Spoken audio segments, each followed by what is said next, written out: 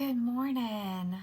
I woke up this morning just in this like December frenzy. Anybody else have that going on in your minds? Just so busy, so many things going on. It feels like the world speeds up right now. So I just really wanted to hear from the Lord. Sometimes I feel like I've got so much else going on up there that I don't leave room for Him. Mm. So I woke up this morning. I said, please speak to me this morning, Lord. And Psalm 28 was open on my table already in my Bible. This is the Psalm of David. It says, oh, I'm sorry. I was starting to read Psalm 23 again. It's still a Psalm of David.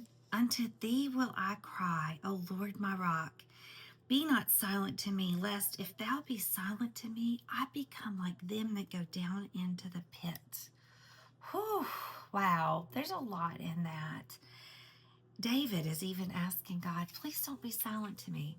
And then if we look over to Psalm 28, verse 7, the Lord is my strength and my shield. My heart trusted in him, and I am helped. Therefore, my heart greatly rejoices, and with my song I will praise him. This is a really special verse to me. God gave it to me over 20 years ago. Someone anonymously sent me a card, and if it was you, thank you for your obedience to the Lord. Someone anonymously sent me a card, and it had this verse on it, Psalm 28:7. I was going through a really difficult time. There was a lot beginning. The Lord was stirring a lot in my heart at that point. I'll probably share a little more of that with you later. But so I started out with saying, Lord, speak to me. Don't be silent to me. And then I flipped over to Isaiah chapter 7 and started reading there. And Isaiah 7:14 says, therefore the Lord himself shall give you a sign. Behold, a virgin shall conceive and bear a son, and shall call his name Emmanuel. This was written between 734 and 732 BC, 730 years before Jesus made his appearance on this earth. That was given.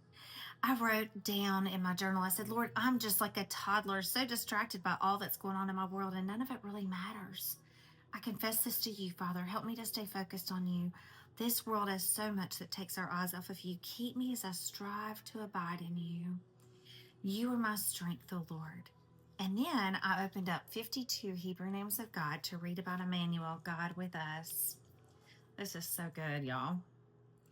And it says, do you need God's presence today? One morning I took a photo of El Capitan in Yosemite National Park. It was snowing and the granite monolith was covered in fog.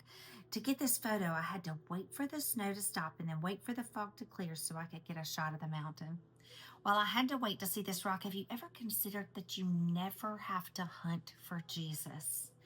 You see, one of the names for Jesus in Emmanuel in Hebrew is Emmanuel, which literally means I am in all caps, is God with you always. And when you look deeper into the root of this Hebrew word, you discover that it doesn't just mean that Jesus is visiting with you or doing something with you. It means he actually dwells in you, with you. This name means that Jesus is always with you because he never leaves you or forsakes you. It means he is the Lord of your past, he's the Lord of your present moment right here and now, and he's the Lord of your future. This truth should give us comfort today because as a Christian speaker and actress, Roma Downey says, I'm not afraid of tomorrow because I know God is already there. Or as Pastor Louis Giglio says, we are able to start with Jesus, stay with Jesus, and end with Jesus because he is always with us. Whatever may happen throughout your day, do you trust that Jesus will be with you today? And then Matthew 1:23 says, and they shall name him Emmanuel, which means God is with us. Don't miss this lesson today. When we feel like we are so distracted and there's so much going on in the world that we're not hearing from God, remember, be still and know that I am God, says Psalm 46:10. We are reminded, guys, this is no accident. I am just overwhelmed by God's goodness to me all the time, every moment of every day. It's no accident that my Bible is open to Psalm 28, and he says, I'll cry unto you. Don't be silent to me, Lord. And then verse 8 or verse 7 that God had given me years ago, over 20 years ago, that the Lord is my strength and my shield. In him I rejoice, and I will praise him. I will lift up my song to him. Be blessed today, friends.